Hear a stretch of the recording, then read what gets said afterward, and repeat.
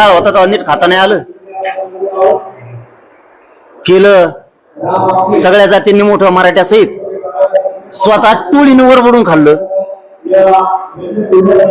ना ओबीसी मोठा होऊन दिला ना मराठा मोठा होऊ दिला. मारामारीत वेळ जास्त घातला. एक काळ असा होता, आता तुम्ही प्रश्न काढला म्हणून मला बोलायचंच नव्हतं त्याच्यावर. एक काळ असा होता, ते विरोधी पक्ष नेता होता बघा, तेव्हा ते असं आरडायचं लोकांच्या मनामनात जाऊन बसलं होतं ते की ह्यो जातीवादी माणूस वाटत नाही, ह्यो गोरगरीब सगळ्या जातीसाठी लढणार आहे. पण ज्यावेळेस याला मराठ्यांनी आणि सगळ्यांनी मिळून निवडून दिलं ना, त्याविषयीची नियत खराब झाली आणि टोळीच्या माग सगळी यांनी मंत्र्याची ताकद उभा केली आणि मग ते करायला लागले खून, मग मागा लागले खंडण्या. आधीच त्याचा जो लोकांचा बघण्याचा दृष्टिकोन होता ना, त्याच्यातली पोटतिडकी लोकांच्या लक्षात आली. आता उपरती येऊन काय उपयोग आहे का? सगळी लाज गेल्यावर आता जर तू म्हणत असेल मला याचा कटाळा आला, मला पश्चातापच आला, मला अमकच झालं, आता मग वजनच कमी झालं, मग अमकच झालं, तो या हाताने तो वाटोळ करून घेतलंय सगळं.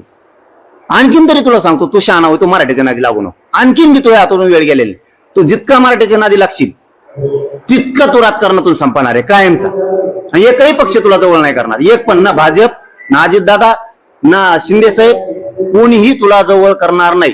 तो आहे पुढे एकच पर्याय, इथून पुढे मराठ्यांच्या काड्या करायच्या बंद करायच्या, गुंडाच्या मागे उभा राहायचं बंद करून टाकायचं.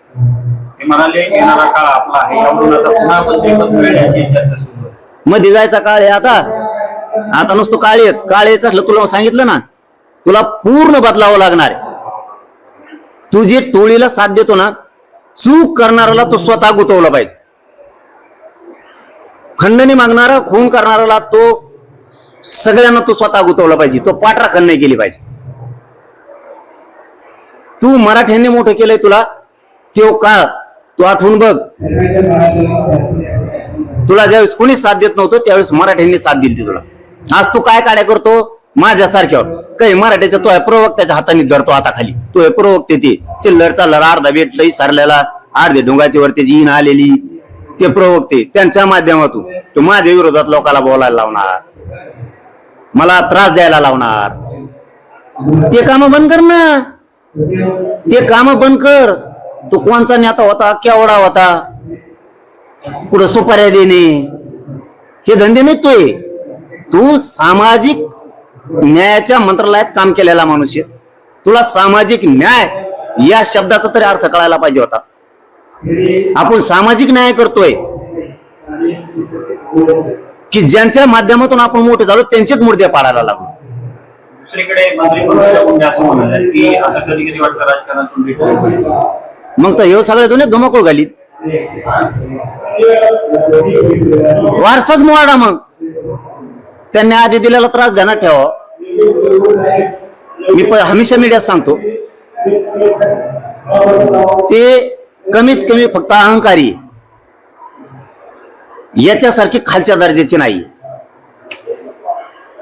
सगळा समाज मोडून टाकीन त्यांचा. ते त्यांनी जर कटळा आला म्हणून जर बाजूला गेलं ना, सगळा समाज मोडून टाकी. सगळ्या टोळ्या होत्या, अख्ख्या टोळ्या, नुसत्या मारामारी. आणि इथून पुढे मारामारी मराठ्या संघ करायची नाही, हे ध्यानात ठेवी. इथं पाठ्य मी आहे, तुला सुद्धा मध्ये घालीन, सोडणार नाही. आता दोनदा तीनदा वाचलंय तुला. तू मस्साजोगच्या प्रकरणात वाचलेला आहे, आमच्याच लोकांनी वाचलेलं आहे तुला.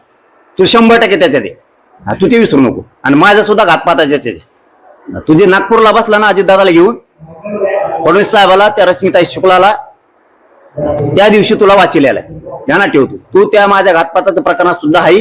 आणि फडणवीस साहेबाजवळ पुरा डाटा येतो, कधीही बाहेर तो निघू शकतो, कधीही. पण तू त्याची काळजी करू नको. मी हे लय जबाबदारीने बोलतोय, कारण शेवटी फोनवर तो बोललेला आहे. त्या दिवशी रात्री 11-12 वाजता त्या आरोपीशी तो बोललाय. त्यामुळे शिडीआर तो आहे.